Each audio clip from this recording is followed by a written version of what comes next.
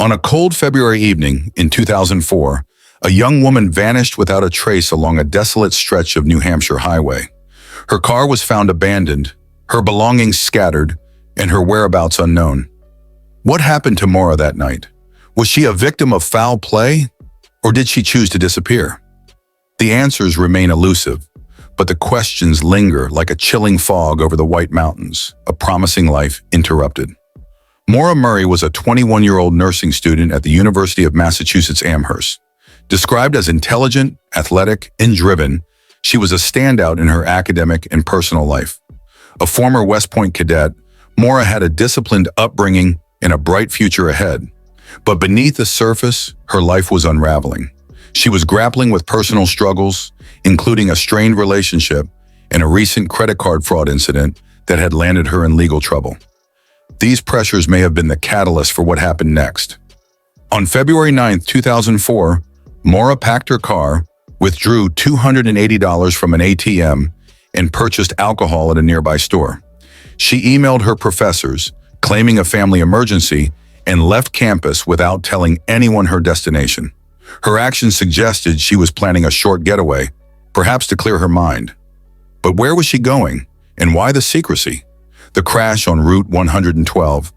At approximately 7 p.m., Maura's black 1996 Saturn sedan veered off Route 112 in Haverhill, New Hampshire, a remote area surrounded by dense forest.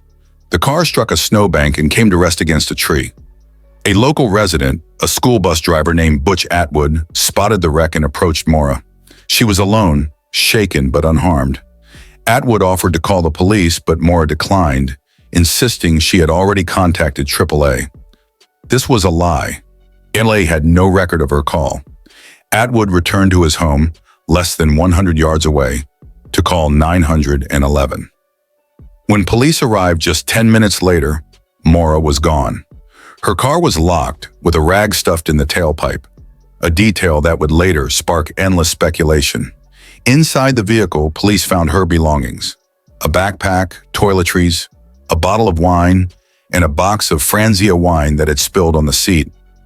Missing were her cell phone, debit card, and keys.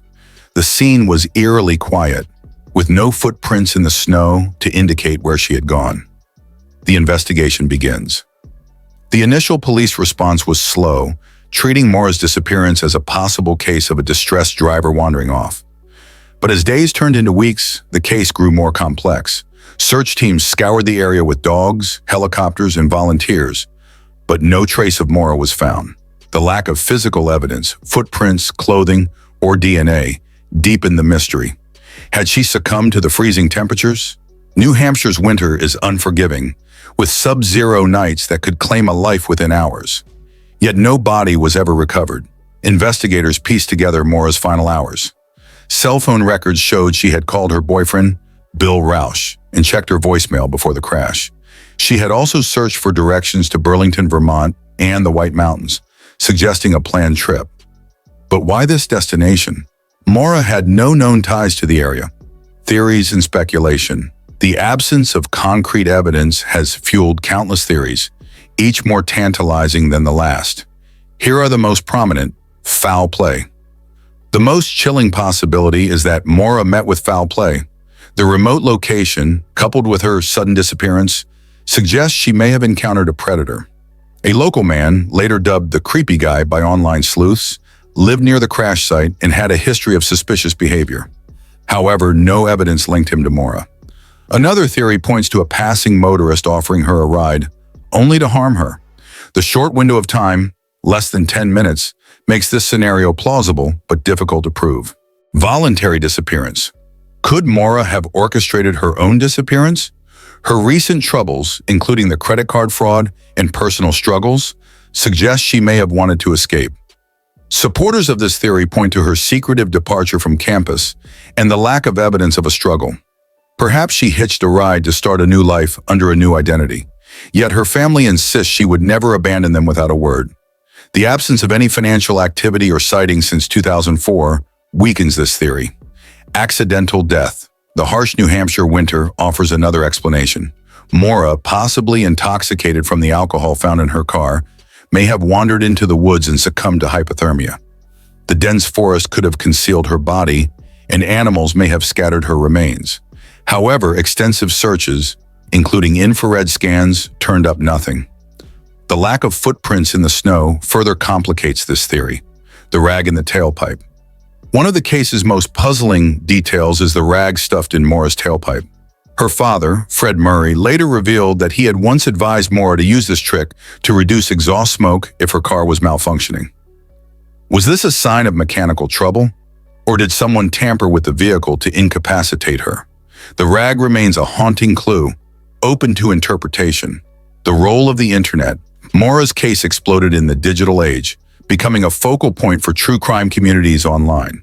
Podcasts, Reddit threads, and blogs have dissected every detail, from her car's condition to her mental state.